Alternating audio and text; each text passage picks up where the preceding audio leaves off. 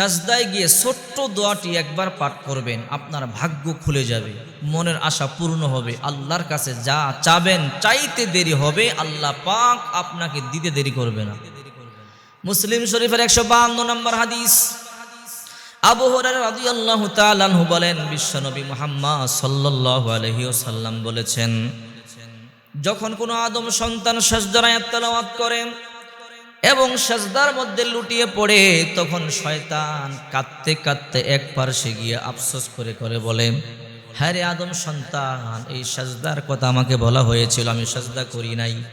এই সাজদার জন্য আদম সন্তান দামি হয়ে গেল আর আমি ধ্বংস হয়ে গেলাম। আমাকে বলা হয়েছিল সাজদা করতে, আমি করি নাই।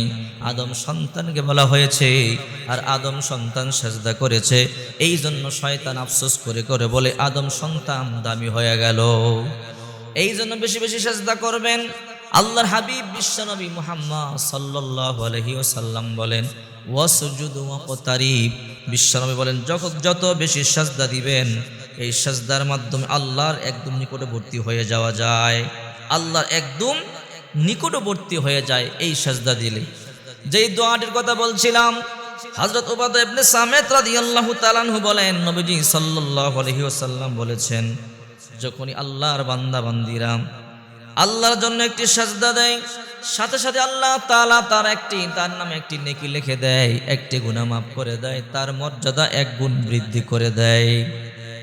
দোয়াটির কথা বলছিলাম, সাজদার মধ্যে গিয়ে দোয়াটি পড়বেন, সুবহানাকাল্লাহুম্মা রব্বানা ওয়া বিহামদিকা আল্লাহুম্মা গফিরলি, সুবহানাকাল্লাহুম্মা রব্বানা ওয়া বিহামদিকা আল্লাহুম্মা গফিরলি, সুবহানাকাল্লাহুম্মা রব্বানা ওয়া বিহামদিকা আল্লাহুম্মা গফিরলি।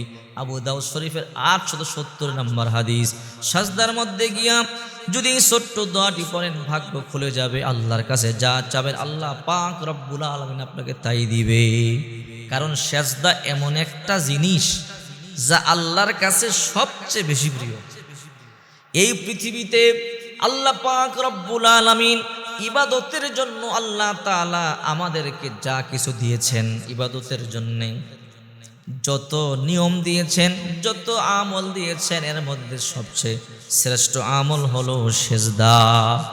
এই সেজদাটা আল্লাহর কাছে এত বেশি প্রিয় যা আপনি কল্পনা করতে পারবেন। আল্লাহর কাছে সেজদাটা অনেক অনেক বেশি প্রিয়।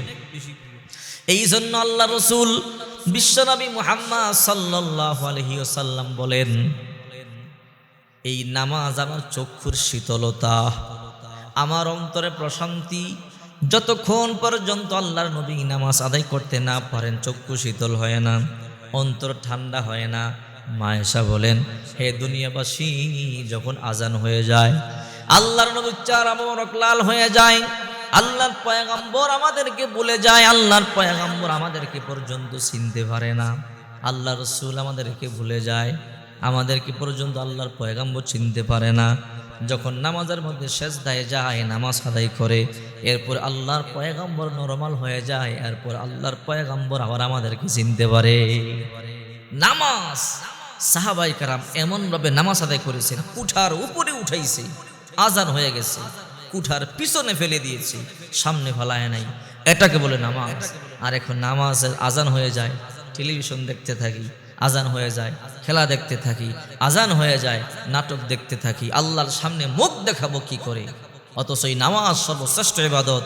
রাসূল বলেন, আসসালাতু ইয়াউমাল, রাসূল বলেন, আউয়ালু মা ইউহাসাবু বিল আবদি ইয়াউমাল কিয়ামাতিস সালাহ, কিয়ামতের দিন সর্বপ্রথম বান্দা বান্দির নামাজের হিসাব